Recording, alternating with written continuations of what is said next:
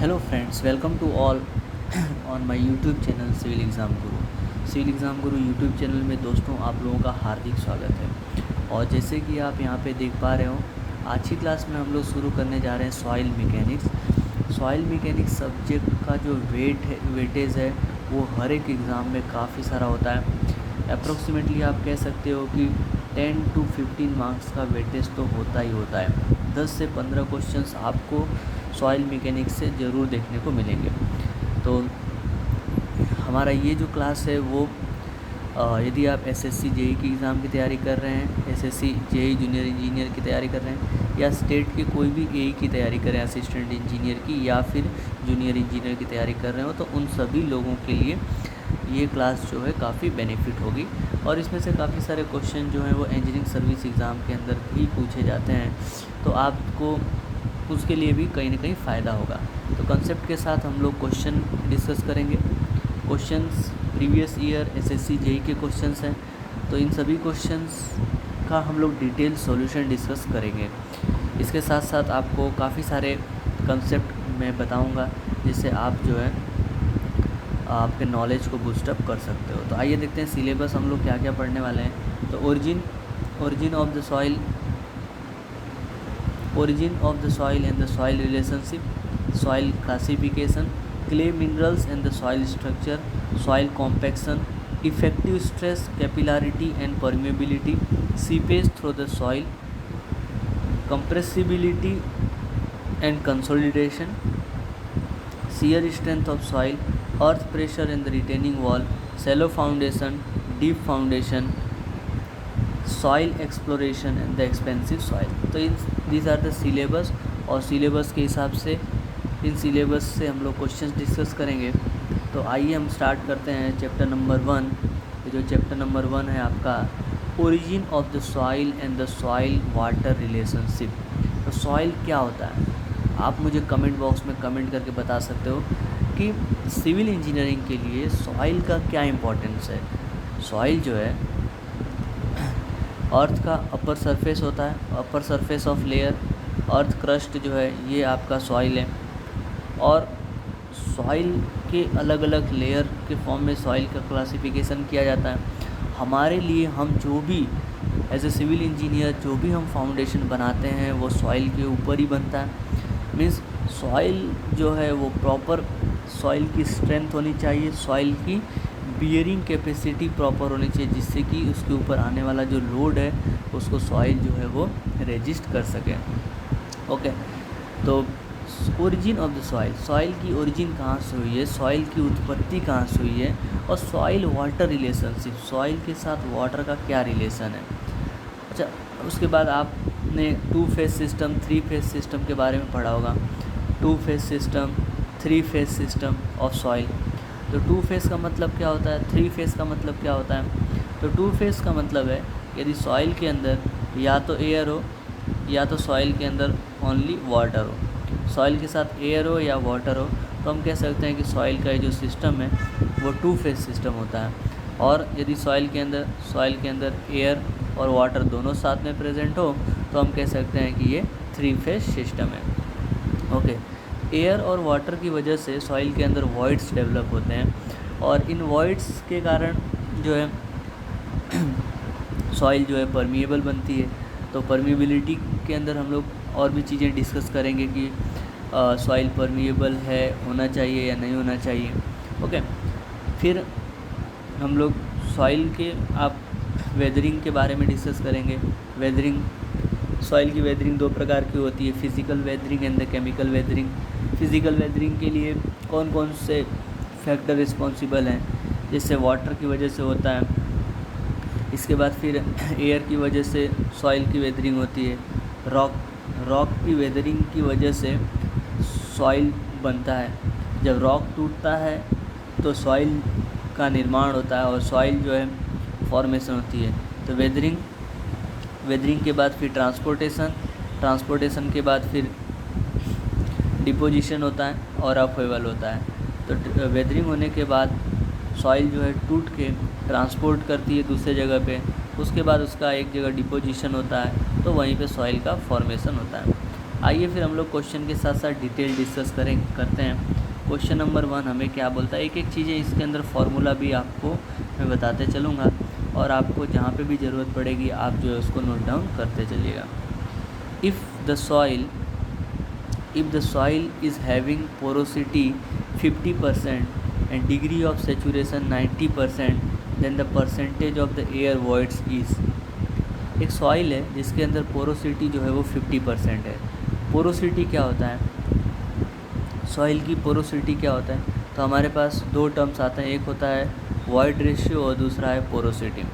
तो porosity means volume of voids to the total volume of the soil, means soil की total volume के अंदर voids का कितना वॉल्यूम है वो दिखाता है सॉइल की पोरोसिटी। मीन्स ये जो टोटल वॉल्यूम है उसके अंदर वॉइड्स का कितना वॉल्यूम है वो बताता है हमारा पोरोसिटी। और वॉइड रेशियो क्या होता है, तो volume of voids in total volume of the solid, solid के वॉल्यूम में वॉइड्स कितना प्रेजेंट है वो हमें बताता है void ratio. And degree of saturation S R क्या होता है, डिग्री ऑफ सेचुरेशन क्या होता है, तो volume of water in total volume of the soil, volume of water in total volume of soil, ये बताता है आपका डिग्री ऑफ सेचुरेशन। ओके, चलिए देखते हैं ध्यान से आगे। अब हमारे पास ये क्वेश्चन है कि देन परसेंटेज एयर वॉइड्स क्या होता है, तो volume of air in total volume of the soil. ठीक, चलिए तो पोरोसिटी का हमने अभी आपको फार्मूला बताया कि पोरोसिटी जो होती है वो volume of voids to the total volume of soil होता है, और ये 50% आपको दिया हुआ है, तो इसको परसेंटेज से कन्वर्ट कर दीजिए और 0.5 आ गया। अब दूसरी बात, degree of saturation S R क्या होता है, तो volume of voids divided by total volume of voids, volume of water in total volume of voids के वॉल्यूम में वाटर का वॉल्यूम कितना है ये बताता है हमें डिग्री ऑफ सेचुरेशन, तो 0.9% दिया है। तो to find the N A percentage air voids, यदि हमको परसेंटेज एयर वॉइड्स कैलकुलेट करना है तो सिंपल फार्मूला हमारे पास है एयर कंटेंट का, कि degree of saturation plus air content is equal to 1 होता है। Okay, degree of saturation plus air content जो है, अब डिग्री ऑफ सेचुरेशन क्या होता है, तो volume of voids degree of saturation क्या होता है, तो volume of water divided by volume of voids plus volume of air divided by volume of voids, ये होगा आपका डिग्री ऑफ सेचुरेशन, ये हो गया आपका एयर कंटेंट। दोनों को ऐड करेंगे तो उसकी वैल्यू क्या हमको मिलती है, 1 मिलती है। तो यहाँ से हम एयर कंटेंट जो है वो कैलकुलेट कर लेते हैं। एयर कंटेंट अपने को मिलता है 10%। अब एयर कंटेंट और परसेंटेज एयर वॉइड्स में क्या रिलेशन है, air content and percentage air voids में क्या रिलेशन है, तो हमें पता है कि percentage air voids N A is equal to porosity into air content. Okay, तो from here you can calculate the percentage air voids N A is equal to 5%। Let us see, आगे बढ़ते हैं, देखते हैं परसेंटेज एयर वॉइड्स क्या होता है। Percentage air voids, it is a ratio of volume of air to the total volume of the soil mass, total volume of soil mass, volume of the soil mass, पूरे soil के अंदर air content कितना है, means air का volume कितना है, ये हमें बताता है percentage air voids. Means total volume of soil, total volume of soil के अंदर वॉल्यूम ऑफ एयर कितना है, मीन्स हवा कितनी भरी है। एक पर्टिकुलर आपका सॉइल मास है और इसके अंदर हवा कितना है, एयर का वॉल्यूम कितना है टोटल में से, वो हमें बताता है एयर कंटेंट, और ये परसेंटेज एयर वॉइड्स। और एयर कंटेंट क्या होता है कि total air content is defined as ratio of the volume of air to the total volume of the voids. Means voids में, अब देखो हमारे पास वॉल्यूम ऑफ वॉइड्स किसकी वजह से होगा, वॉल्यूम ऑफ वॉइड्स जो है वो एयर की वजह से और वाटर की वजह से होगा। तो यहाँ पे दोनों को समेशन करेंगे तो ये वॉल्यूम ऑफ वॉइड्स होगा। तो ये वॉल्यूम ऑफ वॉइड्स के अंदर एयर कंटेंट कितना है, तो वो हमें बताता है, सॉरी, वॉल्यूम ऑफ एयर कितना है ये हमें बताता है एयर कंटेंट। ओके, चलिए, तो ये आपको समझ में आ गया होगा। क्वेश्चन नंबर 2 की तरफ बढ़ते हैं। ये फॉर्मूला आपको ध्यान रखना है एयर कंटेंट का। अभी क्वेश्चन के साथ साथ ही हम लोग कंसेप्ट डिस्कस करेंगे। यहाँ पे आपको मोस्ट ऑफ जितने भी फॉर्मूले हैं, सॉइल ओरिजिन और सॉइल की कैरेक्टरिस्टिक्स से जितने भी फॉर्मूले हैं, सभी फॉर्मूले आपको रिपीट हो जाएंगे। यदि आप मेरे इस YouTube चैनल पे फर्स्ट टाइम आए हुए हैं तो चैनल को ज़रूर सब्सक्राइब कर लें, और यदि आपको वीडियो अच्छा लगा है तो वीडियो को लाइक कर दीजिए और शेयर भी ज़रूर कीजिए, जिससे कि बहुत सारे लोगों को नहीं पता होगा चैनल के बारे में, तो उनको भी पता चल जाए। चलिए, let's see the second question. The commonly use method for the quick determination of the water content at the field embankment is. Water content calculate करने की, वाटर कंटेंट डिटर्मिनेशन के लिए commonly use, okay, quick determination of water contents, जल्दी से हमें पानी water content मिल जाए तो उसके लिए हम कौन सा मेथड यूज़ करते हैं। तो यदि आपके पास सबसे बेस्ट मेथड की बात करेगा तो ओवन ड्राई मेथड है। It is a very best method, सबसे अच्छा मेथड है ओवन ड्राई मेथड। लेकिन क्विक मेथड जो है वो कैल्शियम कार्बाइड मेथड है। क्विक मेथड जो है वो आपका कैल्शियम कार्बाइड मेथड जो है वो क्विक मेथड है। चलिए, ऑप्शन डी इज़ बिल्कुल करेक्ट आंसर है कि for the quick determination of water content, यदि आप जो है सॉइल के अंदर कितना वाटर प्रेजेंट है, सॉइल के अंदर वाटर कंटेंट कितना प्रेजेंट है ये आपको जानना है, तो आप जो है कैल्शियम कार्बाइड मेथड का इस्तेमाल करेंगे for the quick determination. Okay, तो आपको एक और चीज़ याद रखना है कि वाटर कंटेंट निकालने के लिए कौन कौन सा मेथड होता है। Oven dry method, sand bath method, alcohol method and the calcium carbide method, और भी बहुत सारे मेथड होते हैं जिनको हम लोग कंसिक्वेंटली क्लास के अंदर देखते हैं। कैल्शियम कार्बाइड में होता है क्या, वो देखते हैं। Calcium carbide method, it is a rapid method to determine the water content in the field and the laboratory as well. Means calcium carbide method को आप जो है फील्ड के अंदर और लेबोरेटरी के अंदर, दोनों के अंदर जो है इसका यूज़ कर सकते हैं। Water content of the soil is determine indirectly from the pressure of acetylene gas form. अब वाटर कंटेंट सॉइल के अंदर कैसे मिलेगा, तो हम लोग सॉइल के अंदर एसिटिलीन गैस को प्रेशर के थ्रू भेजेंगे। The instrument use is known as a moisture tester. Calcium carbide method के अंदर जो इंस्ट्रूमेंट यूज़ किया जाता है उसका नाम है मॉइस्चर टेस्टर। ये कुछ केमिकल रिएक्शन डेवलप होता है कि कैल्शियम कार्बाइड आप इसके अंदर डालोगे, किसके अंदर, वाटर के अंदर, कैल्शियम कार्बाइड मिक्स करेंगे, एसिटिलीन गैस फॉर्म होगा और कैल्शियम हाइड्रोक्साइड वहाँ से निकलेगा। It take 5 to 7 minutes. 5 to 7 minutes के अंदर जो है हमें सॉइल के अंदर कितना मॉइस्चर कंटेंट है, मॉइस्चर टेस्टर के माध्यम से पता चल जाएगा।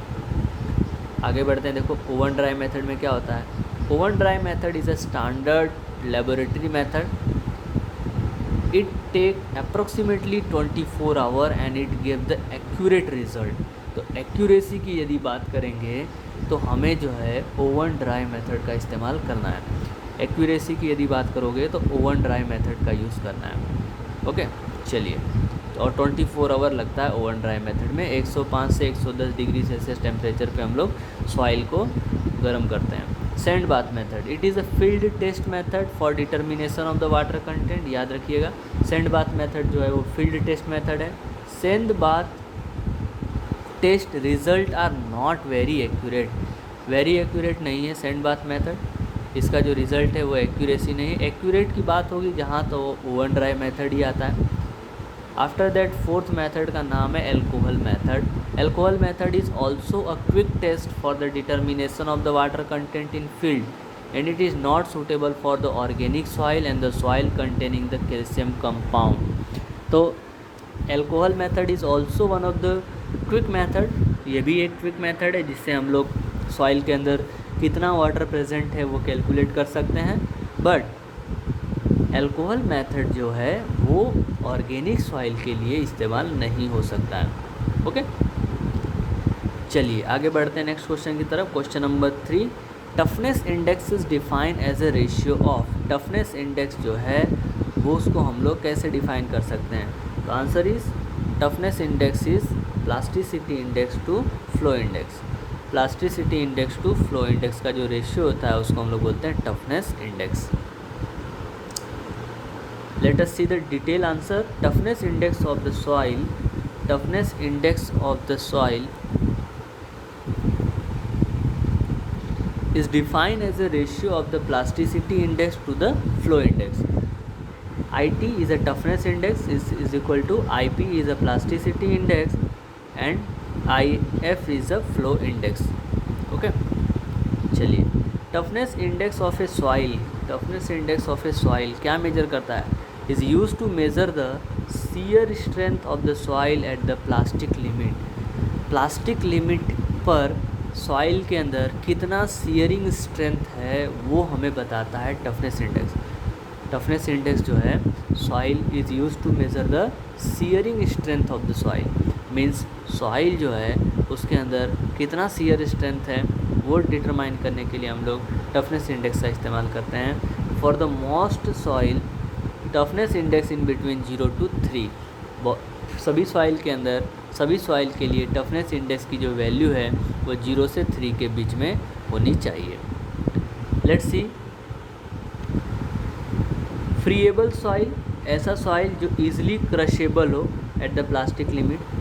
ऐसे सॉइल जो आसानी से क्रश कर सके हम लोग, उस सॉइल को हम लोग बोलेंगे फ्रीएबल सॉइल। इसकी वैल्यू टफनेस वैल्यू जो है वो लेस देन 1 होती है। And for the clayey soil 1 या 1 से ज़्यादा और 3 या 3 से कम हो सकती है टफनेस इंडेक्स की value for the clayey soil. Now let us see the detail what is plasticity index. Plasticity index क्या है?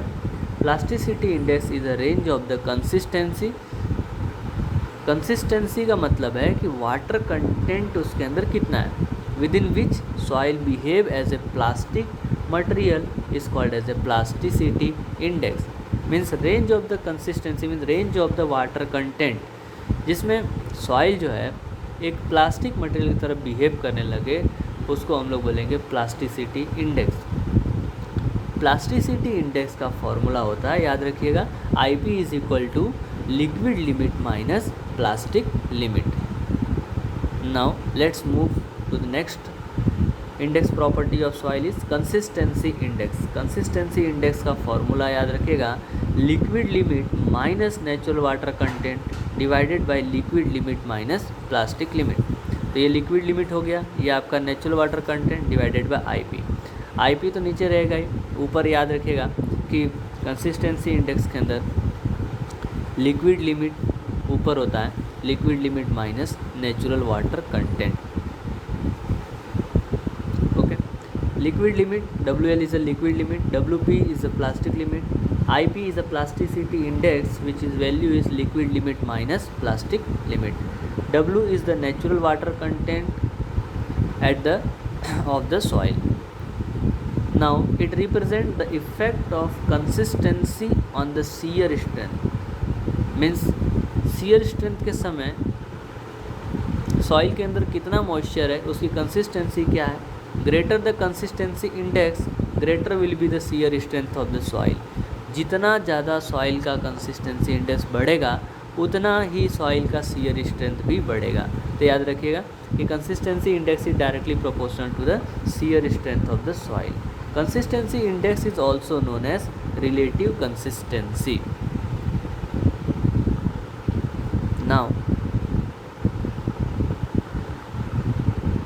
Now let's move to the next consistency index. Next index property is a liquidity index.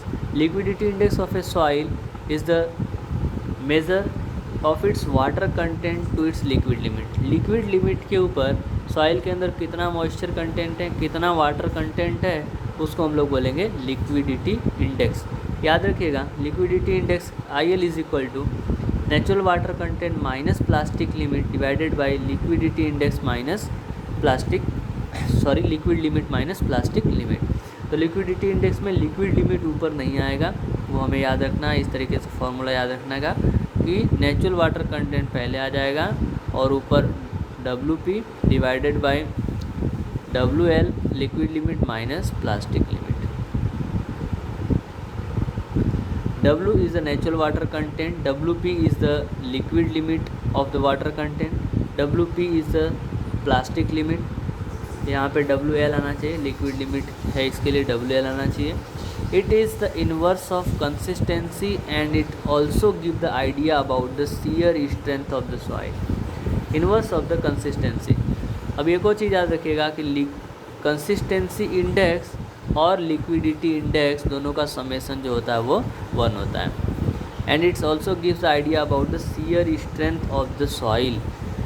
As the liquidity index increase shear strength is decreases. ये inversely proportional होगा। Liquidity index increase करेंगे तो shear strength क्या होगा, कम हो जाएगा। Let's move,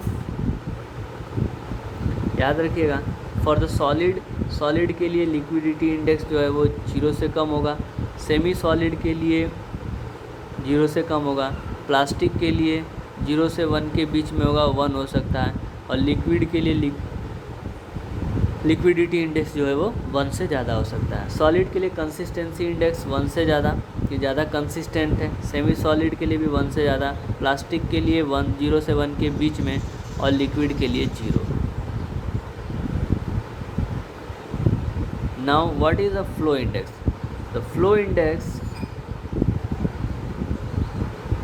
index is a slope of the flow curve obtained between number of the blows and the water content in the Cassagrande method of determination of the liquid limit। Means ये जो है एक slope होता है जिसके अंदर water content and number of blows, इसके बीच में एक ग्राफ बनाते हैं और वो ग्राफ जो है उसका स्लोप बताता है flow index. IF is equal to liquid limit WN, natural water content W1 minus W2 divided by log 10 N2 upon N1। N1 is a number of blow require at the water content of W1, means W1 water content पे number of blow कितना है, और N2 जो है वो number of blow require at the water content W2। Okay, question number 4, according to the एटरबर्ग the soil is solid to be the medium plasticity if the plasticity index is. Atterberg के according यदि कोई soil है उसको हम लोग medium plasticity कब बोल सकते हैं, तो मीडियम प्लास्टिसिटी कब बोलेंगे, जब उसका प्लास्टिसिटी इंडेक्स कितना होगा। तो ये आपको टेबल याद रखना है कि यदि सॉइल जो है, यदि सॉइल का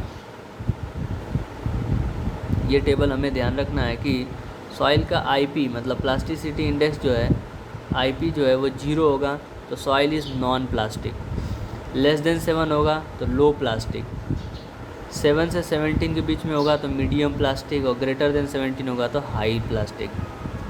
0 होगा तो नॉन प्लास्टिक, लेस देन 7 होगा तो लो प्लास्टिक, 7 से 17 के बीच में होगा तो मीडियम प्लास्टिक, और ग्रेटर देन 17 होगा तो हाईली प्लास्टिक। टेबल ज़रूर याद रखिएगा क्योंकि टेबल से काफ़ी सारे क्वेश्चन जो है बनते हैं। Now the plasticity index, the range of the consistency, same we have discuss in the previous question that the plasticity index shows the about water content और consistency of which soil behave as a plastic material and its formula is liquid limit minus the plastic limit. If the plasticity index comes out negative then it shall be reported as 0। अब एक और चीज़ बहुत important concept ध्यान रखना है कि यदि plasticity index 0 negative में आ रहा है तो उसको हम लोग 0 कंसिडर करेंगे, ना ही कि नेगेटिव में कभी भी हमें नहीं लेना है। मिनिमम वैल्यू जो है प्लास्टिसिटी इंडेक्स की 0 होगी तो नॉन प्लास्टिक, लेस देन 7 होगा तो मीडियम प्लास्टिक। तो what will be the answer of this question? Answer of this question is for the medium plasticity it is value is 7 to 17। तो 0 होगा तो नॉन प्लास्टिक, लेस देन 7 होगा तो low plastic, 7 से 17 होगा तो मीडियम प्लास्टिक, 17 से ज़्यादा होगा तो हाई प्लास्टिक। याद रखिएगा, टेबल ज़रूर याद रखिए, टेबल से काफ़ी सारे क्वेश्चंस बनते हैं। Question number 5, A soil has a liquid limit is 65%, plastic limit of 30% and shrinkage limit is 25% and its natural water content is 45%, the liquidity index of the soil is।